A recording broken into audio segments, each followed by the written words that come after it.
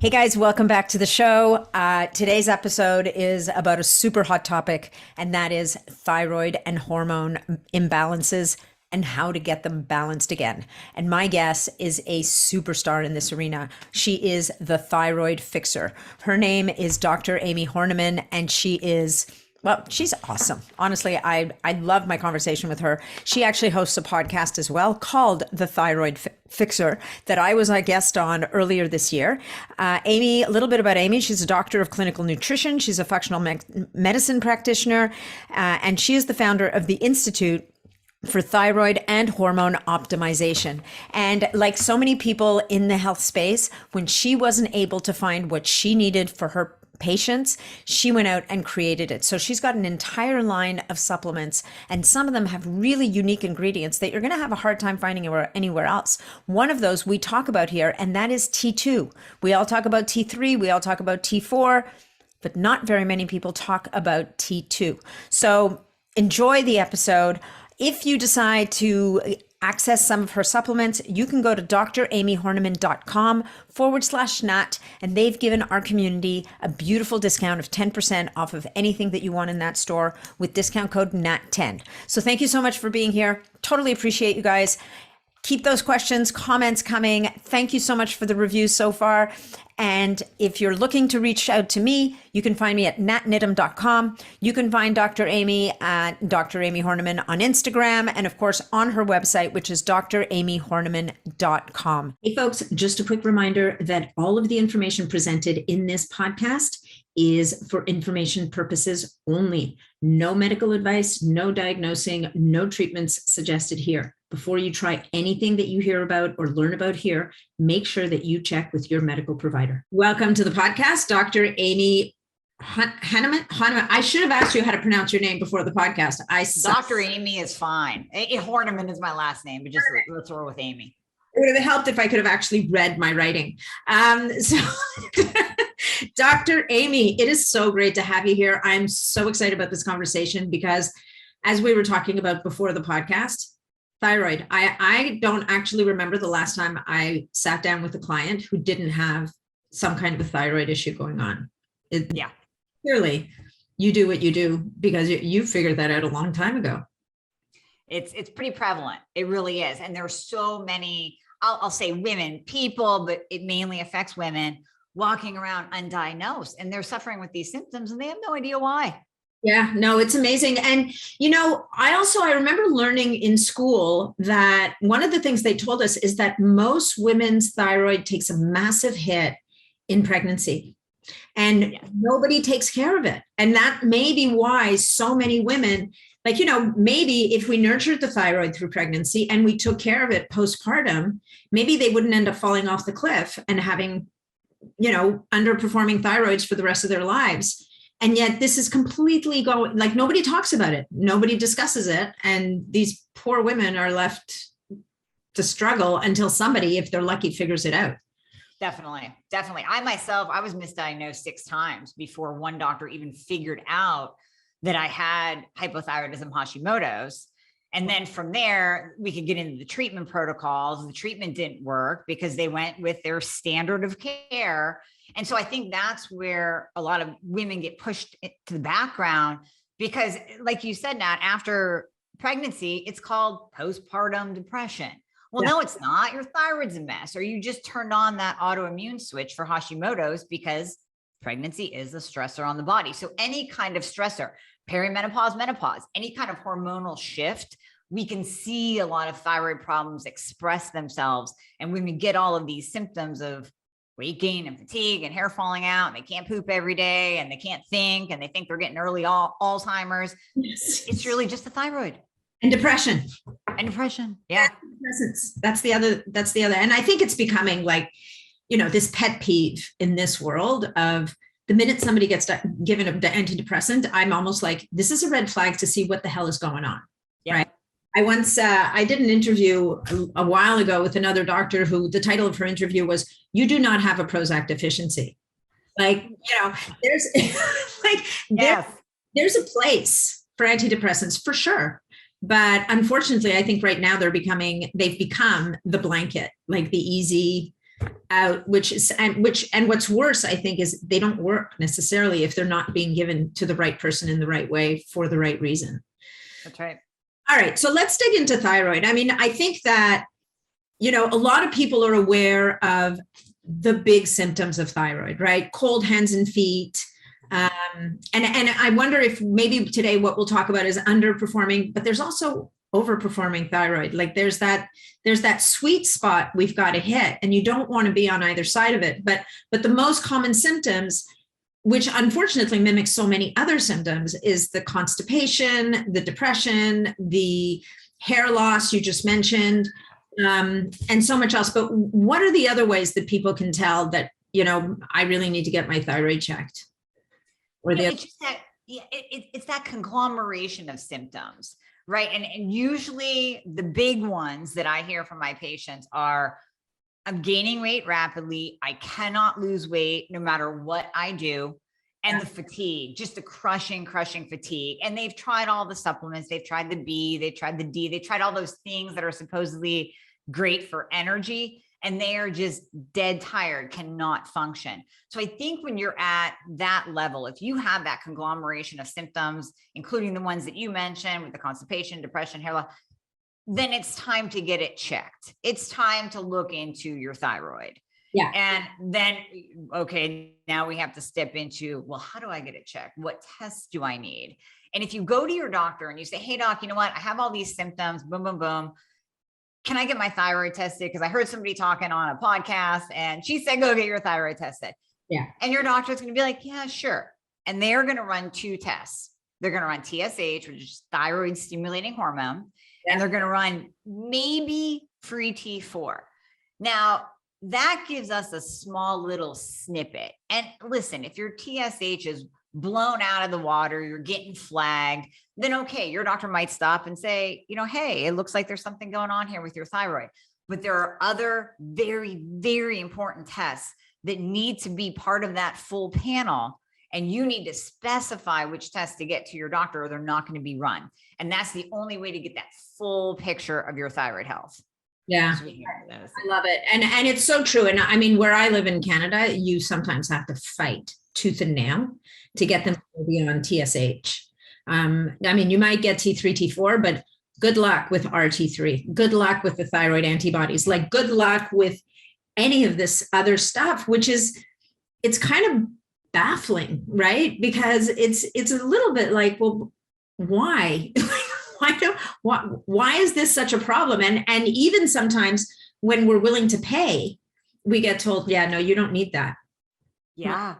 I do actually, and I mean, that's a sign to go get another doctor, but it's not always easy for people to go get another doctor. So let's dig in a little bit to some of these. Actually, before we dig into the testing, let's talk a little bit about why thyroid's such a nightmare right now. Like, why is it that so many people, whether they realize it or not, are suffering with thyroid issues? Like, do you know? Because like, I'm sitting there going like, there's something real. Is it the water? And it could be the water. It could be the water too. Yeah. There's so many, and there does seem to be an uprising of autoimmune conditions across the board. So when we're looking at thyroid, you have to know that 95% of all hypothyroidism, so low thyroid function, hypo, low, and slow, hypothyroid is the autoimmune condition Hashimoto's. 95% of all cases of hypo is Hashimoto's. So it's our immune system. I always give the analogy of having these little soldiers, and these little soldiers, they're just confused. They think your thyroid is a bad guy. So they go out and they attack your thyroid gland. That's autoimmunity for anything. If you have rheumatoid arthritis, your soldiers are attacking your joints, on and on. So with Hashimoto's, your soldiers are attacking your thyroid. Now, what causes those soldiers to go, hey, look, there's an invader, let's go attack? It can be stress, it can be toxins, underlying co-infections like Epstein-Barr virus is a huge one. Most of the time when I test my patients and I go, okay, yeah, you have EBV, you had mono at some point in your life. Like, I did. I'm like, yeah, so did 90% of all of us. So Epstein-Barr virus is a big one. And then we can get into estrogen dominance. So estrogen dominance is a huge issue. because, and we have so many xenoestrogens in our life, in our environment, with the plastics and the pesticides and everything that you put onto your body before you even leave the house. All those toxins can fall under the category of xenoestrogens, and that estrogen dominant situation in a woman or man will also turn on that Hashimoto switch, that autoimmune switch. So you might have a predisposition. Maybe you have autoimmune in your family and it's just laying dormant. You don't have any issues until you go through a pregnancy or a hormonal change or a huge stressor or a big viral load infection or Epstein-Barr virus kicks up, or you're just exposed to so many toxins and chemicals that alone is enough of a burden and a stressor on the body to turn that switch on. Yeah, that's so interesting. And what about, so a lot of people talk about gluten being an issue for the thyroid. Yeah. So what about that? Where's that coming into play and how important is it? Or is it one of those things where it may be the straw that breaks the camel's back? Because I think what I'm hearing from you is we know this, right? We get away with a lot and people don't necessarily, I don't think I don't know that people necessarily, what's the word I'm looking for? They don't necessarily appreciate how much crap their body puts up with before they finally express a symptom, right? I often refer to the body as MacGyver. It's going to try and figure it out, right? With all, the bad foods, the crappy fats, this, that, and the other thing. It's going to try to cobble together a solution. But then there's that one thing, whether, as you said, the pregnancy, the one last toxin, that stressful event in your life, and frankly, even now with COVID, like how many people have fallen off the cliff because they had that one viral infection that their body just is like, throws up its hands and goes, you know what, I'm over it. I'm done. I can't deal with one more thing. And that pushes them over. So tell me about gluten. Like, what's the story there? Yeah. So here's the fascinating thing about gluten. It really is not just another fad thing to do, right? It's not just another hack. Gluten, the gliadin protein, actually looks like the thyroid gland. We call it molecular mimicry. So remember, you got those soldiers. Now you eat gluten.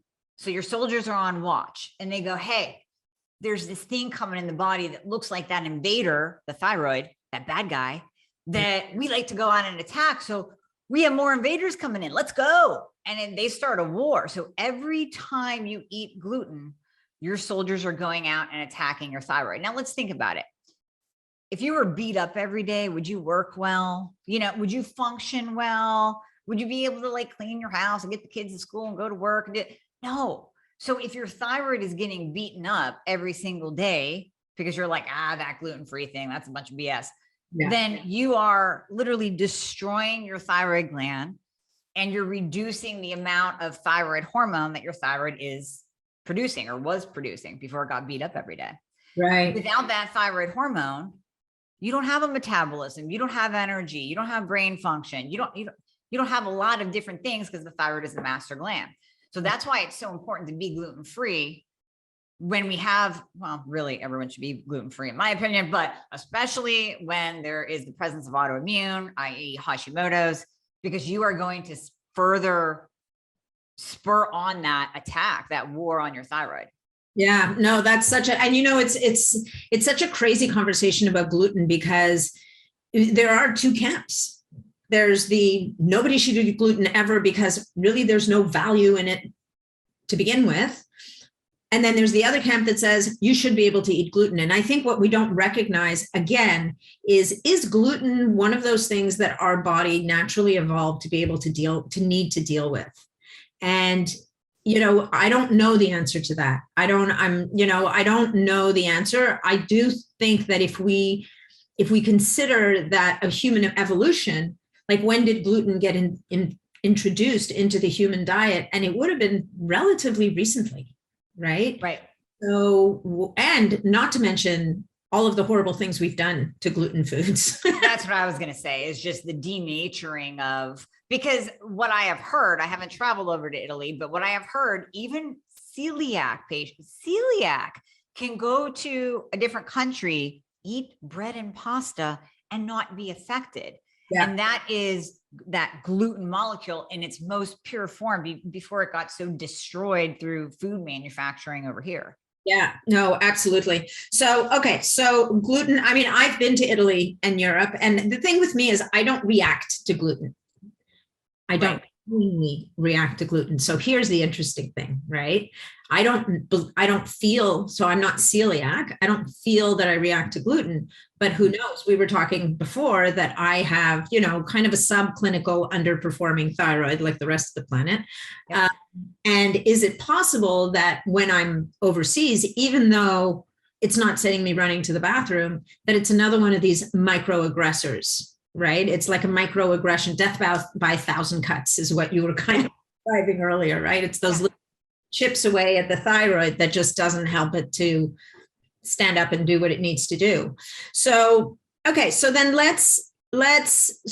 all of the drivers, all of those things that we talked about, which is really the environment we're living in addition to stress and the foods that we eat. So what's the testing? Let's talk about the testing, and then maybe, and I know that I really want to touch on this forgotten thyroid hormone.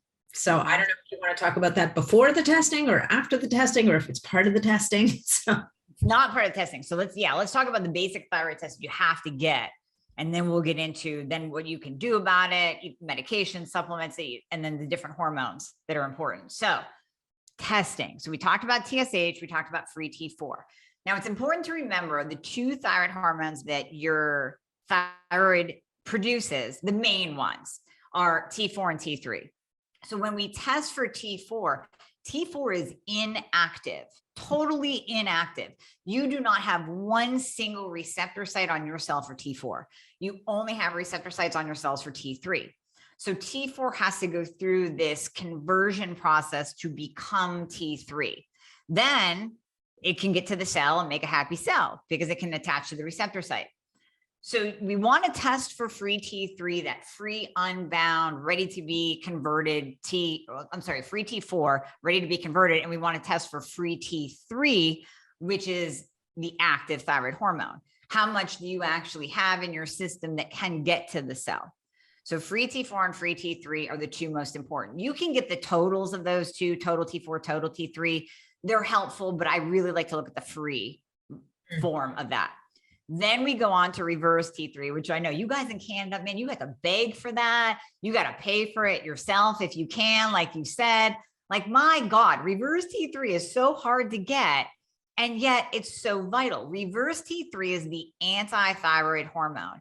Mm-hmm. It is built into us for a survival mechanism. Like, we want it there, right? We want it there. If you're laying in the ICU, the ER, your reverse T3 is going to go up because our bodies are so smart. The body knows that as you're laying there trying to survive, you don't need to burn fat. You don't need to have energy. You don't need to go run a race. You don't need to even grow your hair. You just need to live. So reverse T3 goes up in order to shut all body functions down. So when reverse T3 is high and we're walking around, well, that sucks. Yeah. We're in survival mode. Right. So extreme stress can drive up reverse T3. Yes. And with that stressor could be physical, it could be emotional, it could be it could be chemical. It's all of what we've been talking about all along is what could drive that RT3 to be high. Now, okay, cool. Yeah, so we have those, and then the antibodies. We got to throw in the antibodies because we want to test to see if you have Hashimoto's. So you want thyroid peroxidase and thyroglobulin. Those are the two antibodies. And I can't tell you how many times I've seen testing where doctors only test one. Just remember that you have just two antibodies to test for Hashi. Yeah, because it's only half the story, and then off you go thinking you're fine, and you're not. So let's before we move ahead, let's talk a little bit about the chain of command, because some of the things that people have been told is if your adrenals are pooched, they're going to drag down your thyroid. And I think, again, it's in response. The thyroid's like, well, we can't be running full steam ahead if basically the body's like, leave no man behind. And if adrenals can't keep up, then the thyroid's going to be like, okay, we got to pull back. And if the thyroid is down, are the adrenals also like, I mean, is that a double feedback loop kind of thing? Or because we have the adrenals and the thyroid, we've got the hypothalamus that gets involved here because it's the one sending the signal to the pituitary gland, which is in turn sending the signal to via TSH to the thyroid. So yep. You can unravel that little mess I just presented here. Yeah. So we said before that T3 is the active thyroid hormone. T3 needs cortisol. Cortisol needs T3. So, we tend to demonize cortisol a lot, like, oh, I have high cortisol. Well, let's make sure that you do first, but cortisol is needed for life. Like, we don't want you to have bottomed out cortisol. That's not a good scenario whatsoever. So when T3 is in the right amounts, whether you're taking a medication that contains T3, you're taking T3 itself, you're taking T2 that can convert to T3, or your thyroid is just healthy and it's producing its own amount of T3 that is great, then proper cortisol production can happen because the adrenals, they're like, okay, there's good signaling. We're okay. We're going to produce, a little bit higher cortisol in the morning. It's gradually going to go down throughout the day as we look at that cortisol curve. But the problem is when there's not enough T3, the adrenals can do one of two things. Either they pump out more cortisol because it's like, wait a minute, there's not enough active thyroid hormone here.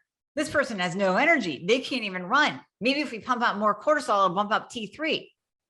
And then over time, that's when we see the cortisol drop down because it can only pump out so much. Right. Your body eventually goes, all right, enough is enough here. What's going on? So then eventually without enough T3, cortisol then starts to drop low. Now, the nice thing is when we start to treat a low T3 situation, a hypothyroid situation, not optimized, then we see cortisol start to respond. So I'll have patients that have maybe that low cortisol in the morning, and then they're good through the day. I go, okay, well, we're just going to dose your thyroid medication right at this time so that T3 comes in and gives a little bump to the cortisol. Now your cortisol goes into the right arena where we like to see it when we test it. And now you're good. So we can use T3 to increase low cortisol, but we have to make sure that the thyroid is functioning well, or the adrenals will eventually overproduce and then underproduce. Right. You're going to have so much fun with my labs. I think the last time I ran a Dutch, my cortisol was a flat line, which is, but you know what's weird about that? And I want to talk about this a little bit too. What about people who are kind of asymptomatic? Like I mean, look, I would love to drop a few pounds on my own. I have peptides for that. Yeah. But, I'm hacking into my system. I shouldn't need peptides to drop a few pounds. So, but my cortisol is super low, but I'm not tired. If anything, okay. I'm running on all cylinders. So what about the people who on paper, and this is another thing I hear about a lot, is don't treat the numbers, right? Look at the person in front of you. Like sometimes, and I know from running people's genetics, there are some people who need a higher TSH to run well.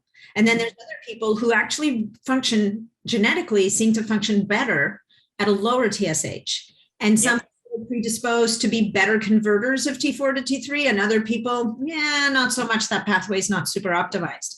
So, for you, what have you seen like in terms of that stuff? Like the person sitting in front of you and then looking at the labs going, okay, is it just that I'm going to fall off a cliff one day?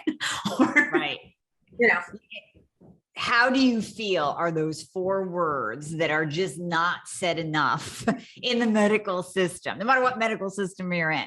Your provider, your practitioner, whoever you're working with should be asking you, how do you feel? Because that really gives us insight into which direction we have to look and what we have to do with you to truly optimize you. Do we have to optimize your thyroid? Do we have to look at your sex hormones, which you probably should anyways, insulin, all of that, cofactors, nutrients, iodine. So we always want to ask that person, how do you feel? So that's a big question that should always be asked. Huge. Then we pair that up with your labs. Then I can go, okay, well, Nat, you know what? Your free T3 is not optimal. Your reverse T3 is a little bit elevated. It's starting to climb. So that now matches up with what you're telling me over here of I just need to lose a couple pounds. Like my energy's good, but maybe I need to lose a couple pounds. Not every thyroid person will have all of the symptoms. Like I had the weight gain. I was getting ready for a figure show back in the day, way long ago in my 20s. But I was getting ready, the chicken and broccoli, gym twice a day diet. And I was gaining weight and I wasn't in starvation mode. But that was when I was being misdiagnosed with a thyroid problem. And the weight literally went up 25 pounds. And I was a little bit tired, but I didn't really have any of the other symptoms except for that one that was driving me crazy. So you might just have one or two symptoms. And I always call it optimization land, right? I mean, we want to live in optimization land. We want to be the best badass human that we're meant to be.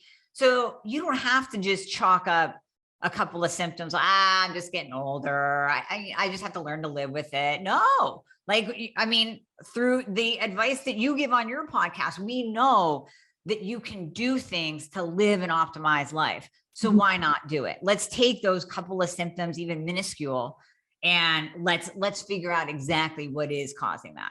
Yeah, no, I love that. And I mean, we sing the same song for sure. You're just getting older. I like every time I hear that, I'm like, oh, come on. Like, yeah.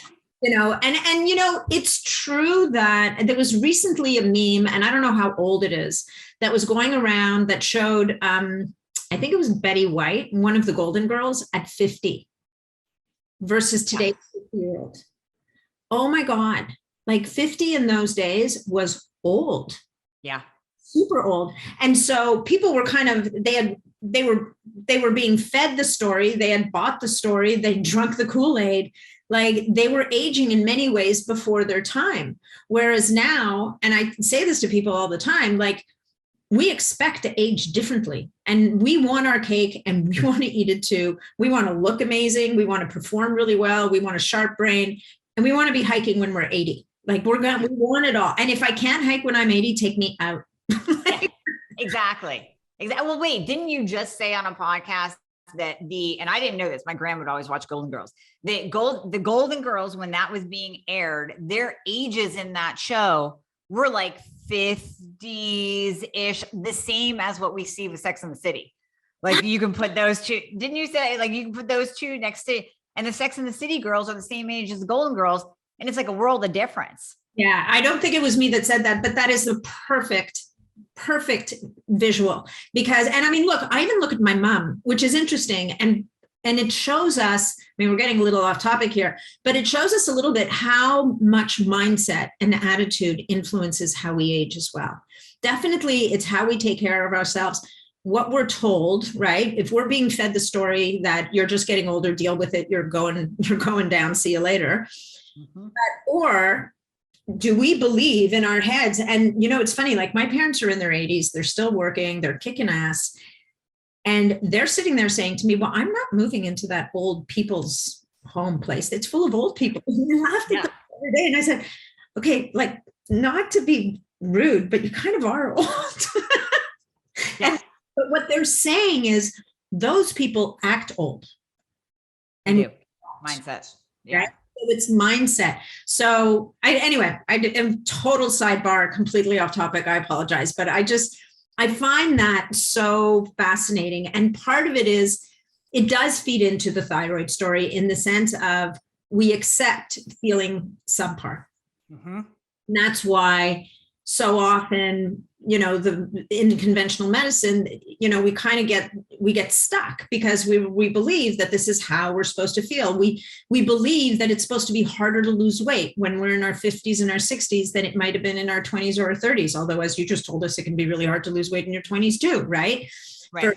For all the right reasons. Our hair is supposed to thin and get dull or whatever the case may be. So I think it's so important for people to understand that there's so much you can do to feel amazing no matter where you're at.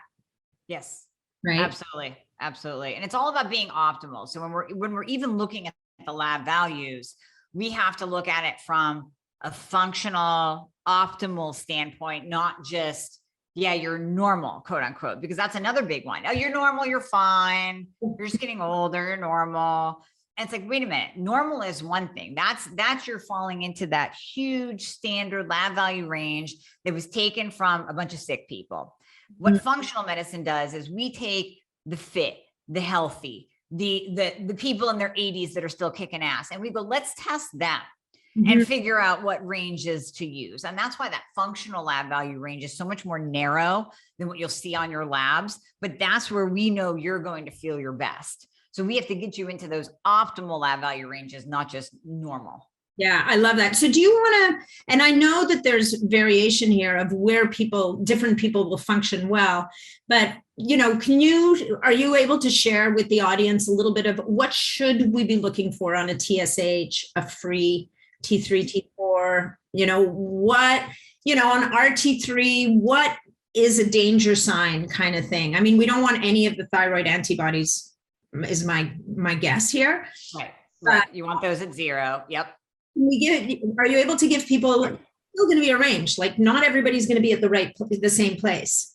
Yep, absolutely. So TSH is pretty standard no matter what country you're in. So we can say TSH less than a 2 is optimal.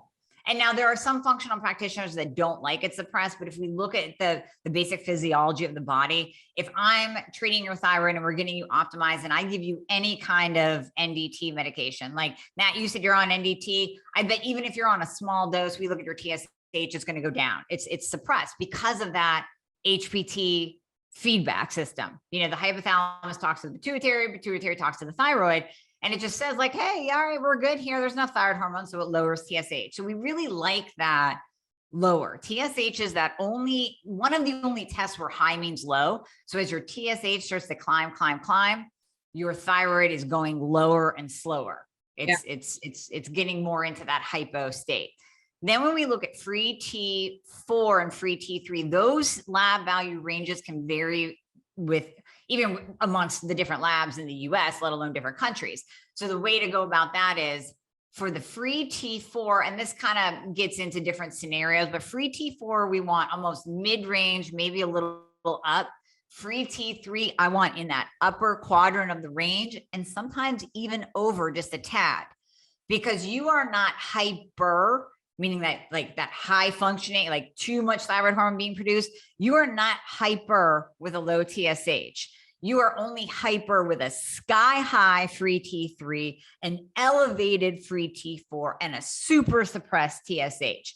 And then you also have all those hyper symptoms. So don't worry if that free T3 bumps a little bit higher than the cutoff of the lab value range. We want it in that upper quadrant, maybe over. Reverse T3 is also universal. Doesn't matter what country you're in. You want it less than a 12. That range will go all the way up to 25. I don't care. You want it less than a 12. If it's above a 12, you're having conversion issues and your body's going into survival mode. And then the antibodies, we want at 0. Yeah. Okay. Great. That's super helpful. So now let's talk about the different ways we can help our thyroids, right? Yes. Okay. All right. There's nutrients, there's foods, there's all the things. So much. So we start with just getting you optimized on medication. And when we talk about medication, and I'm talking about we look at your labs, you have a thyroid problem, you have the symptoms, you have the numbers to go with it. Like there's actually something going on here. So then I want you to think of thyroid medication as thyroid hormone replacement therapy. Just change it in your head, because there's a lot of you out there that go, I don't want to take medication, right?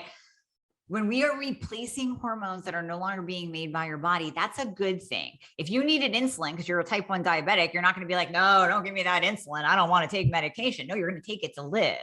Yeah. Same thing with thyroid hormone. You're going to take it to live. So we want to replace that T4 and T3. We want to get those numbers in the optimal range. So there we use medication. And in addition, in order to maybe even just keep you on the lowest dose possible so that we don't have you on a sky high dose of medication or thyroid hormone replacement therapy, then we can use things like T2. That's the forgotten thyroid hormone. That is in supplement form. And I'll tell you, I'll dive into a little bit more about T2. We'll dive into more about iodine, because low iodine levels increase reverse T3.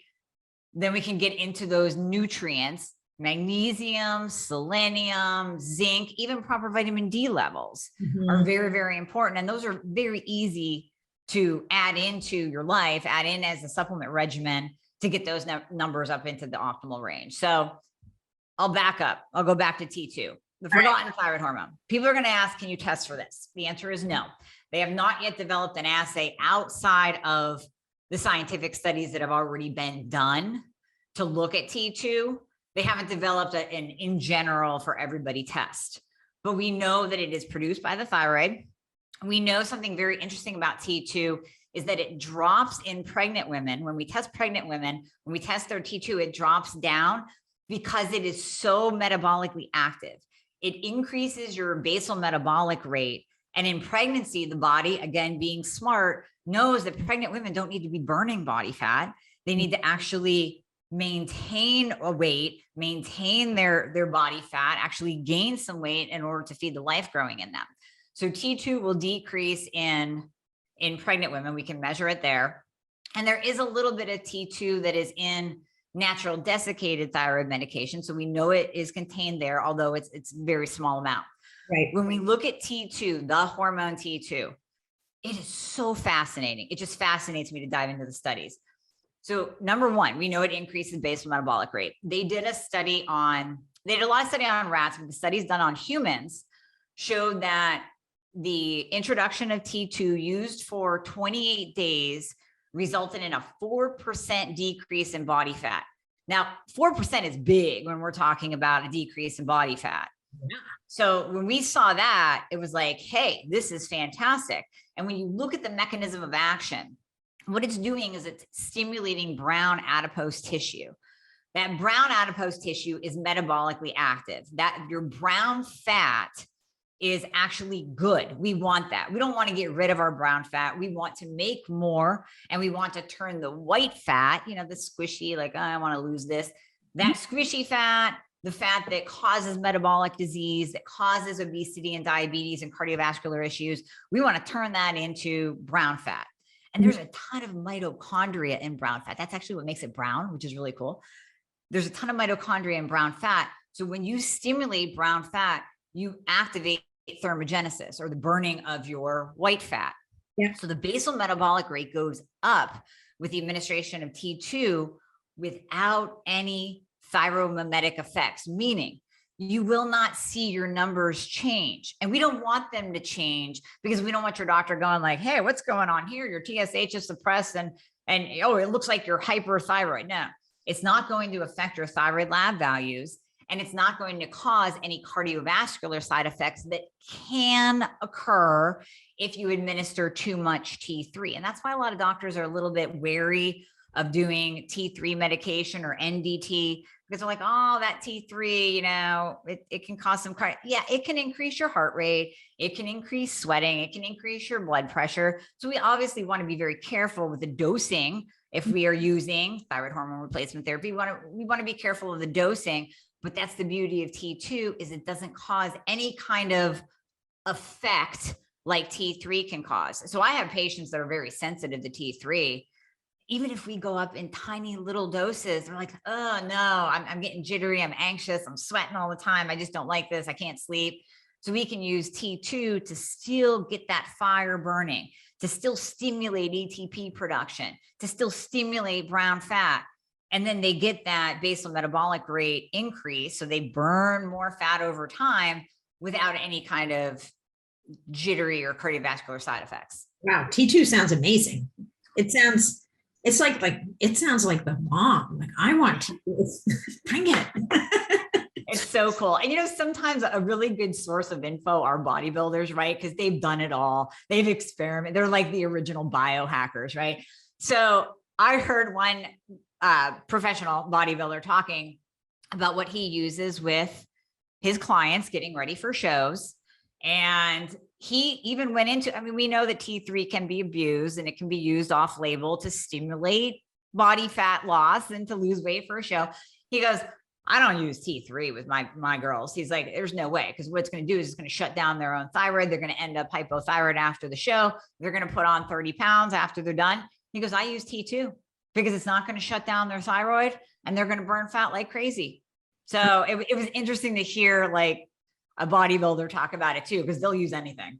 Well, it's so funny that you say that about bodybuilders. Like, I said that over and over again. Like, a lot of the original data that we get on peptides is from bodybuilders, right? Yep. They will stop at nothing. to get to that finish line. Oh, yeah, they're the OGs of peptides for sure. Yeah, exactly. They are the ultimate biohackers because they've been at this for decades. Yeah. Right? And sometimes they suffer from it, like the steroids and they sometimes take it a little too far, but some of these guys are nothing short of brilliant. Like they can manipulate the body processes like nobody's business. So okay, so so we talked about this. What about the foods, and is there anything else we missed? Oh, iodine. We want to talk about iodine. We need to talk about iodine because I live in the middle of a place where there is no iodine. I eat Celtic sea salt, like I've been told, but guess what? There's no iodine in my Celtic sea salt, or not enough. Plus, I don't use that much salt. So let's talk about iodine and my Lugol's iodine drops. Yeah, exactly. Iodine, when you start looking up iodine and hypothyroidism Hashimoto's, you will find the functional medicine community split. It might be closer to like a 60-40, 60 pro, 40 con, but you'll find that the opinions of iodine completely divided. So I always say, let's go to the science. Let's just go to the science.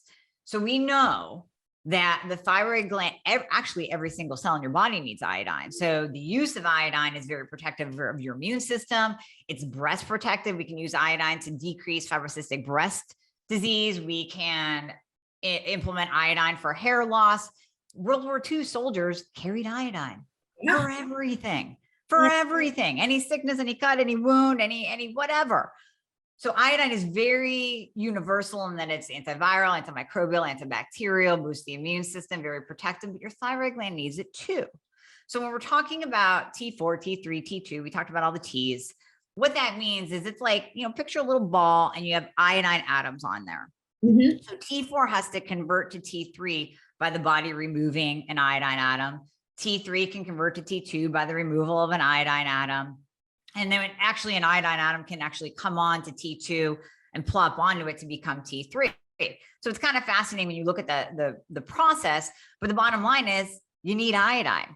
If you listen to one of the biggest iodine experts, Dr. David Brownstein, he tells his story. He was in Michigan. He was just a GP, general practitioner in Michigan.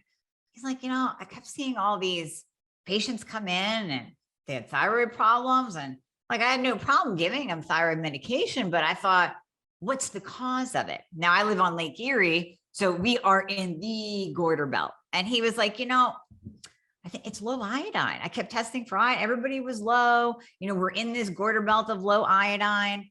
So he started giving his patients iodine and they were getting better and they were dropping their thyroid medication. Some were coming off their thyroid medication. Their symptoms were getting better.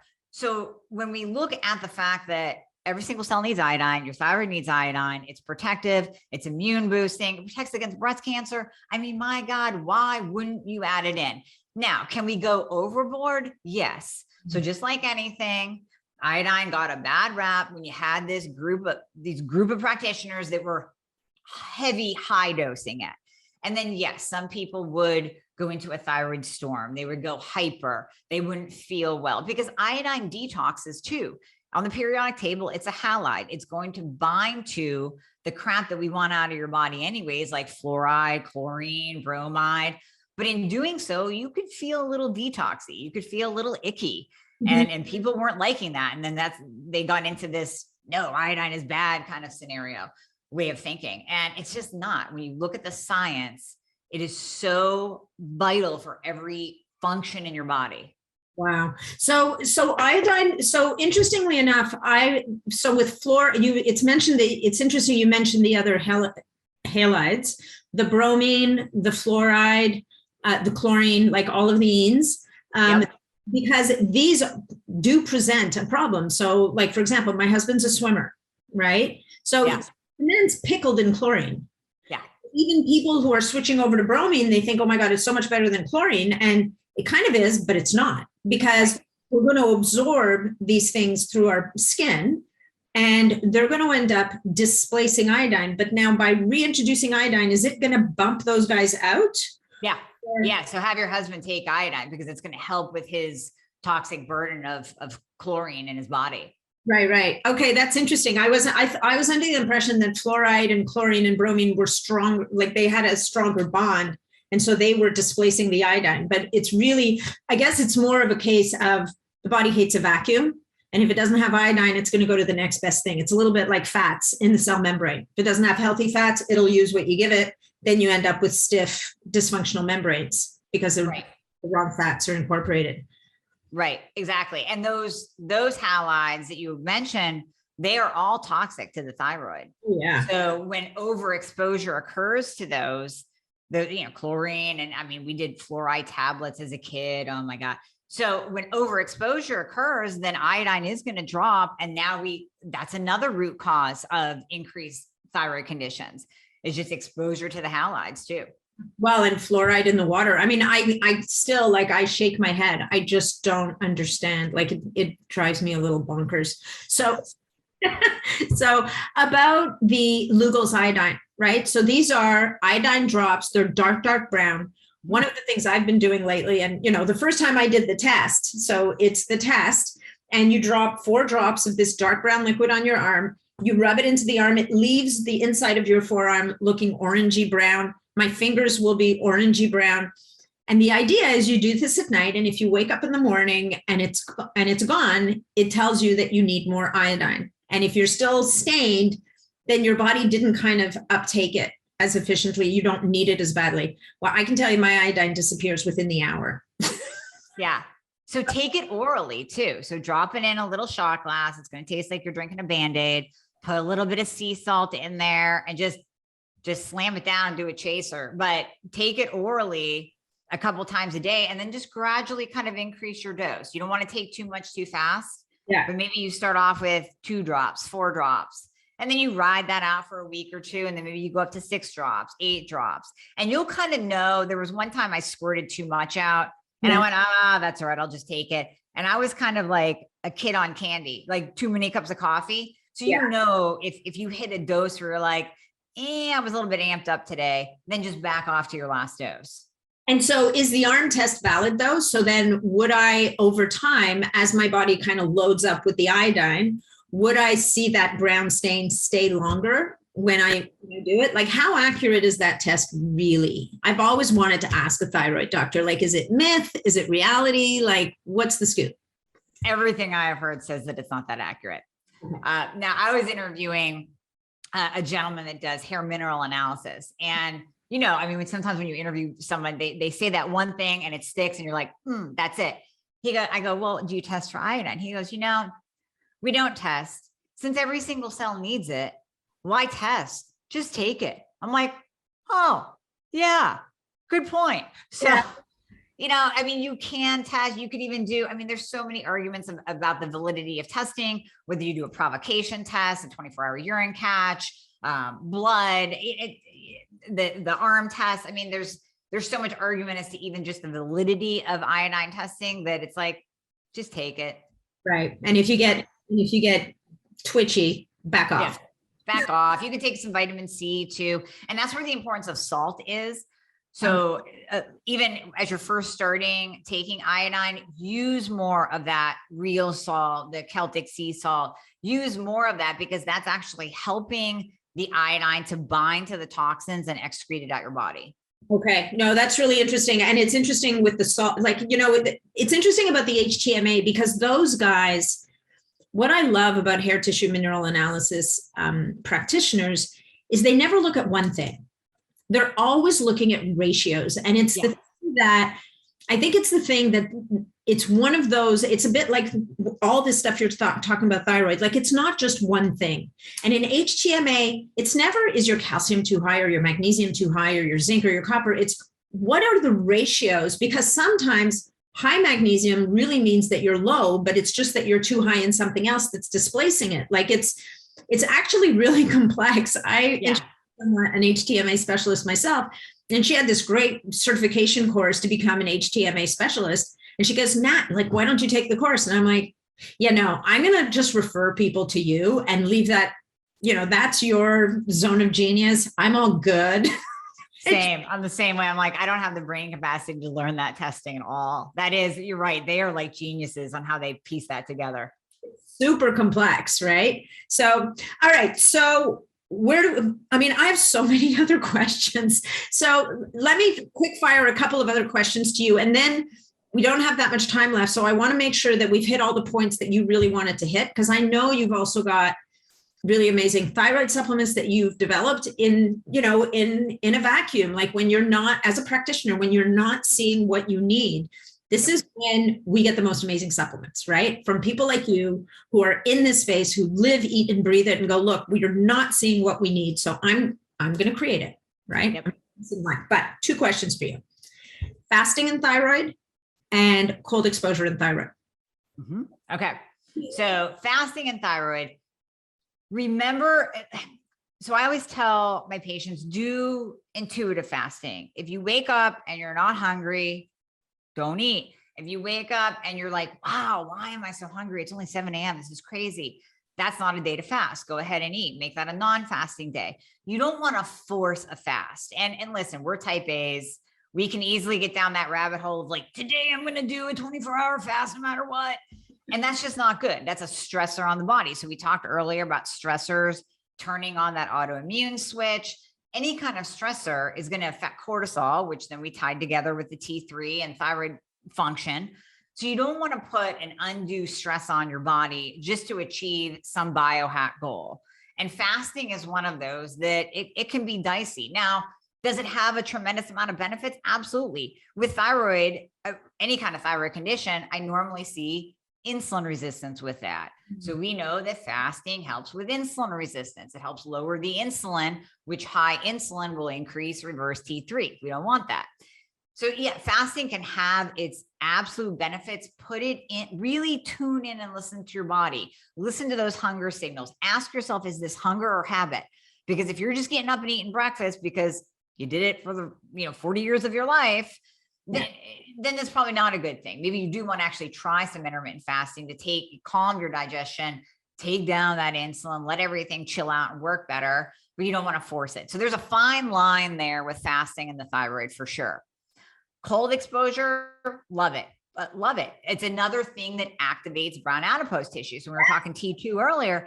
Anytime you can activate brown adipose tissue, you are doing your body good. You're decreasing your risk of insulin resistance, metabolic disease, obesity, cardiovascular issues. And then you're just giving your body that really quick cold stress that just, it protects your brain. It decreases your risk of Alzheimer's. Alzheimer's is tied to insulin. It just has so many benefits.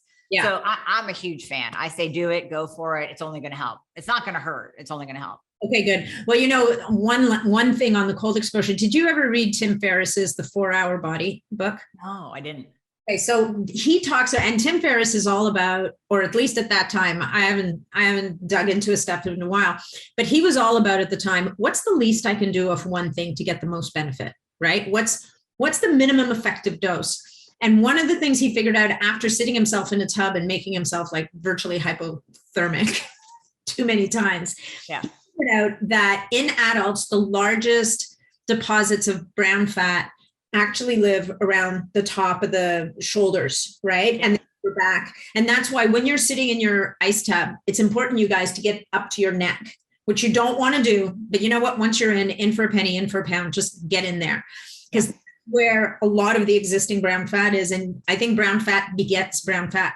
But anyway, once he figured this out, he actually figured out that he could get as many benefits by just putting like ice packs across his shoulders. And so he would, right? So he would sit, nobody talks about this anymore. I'm like, where did this information go? Why is nobody talking? Because you can't sell a tub around it.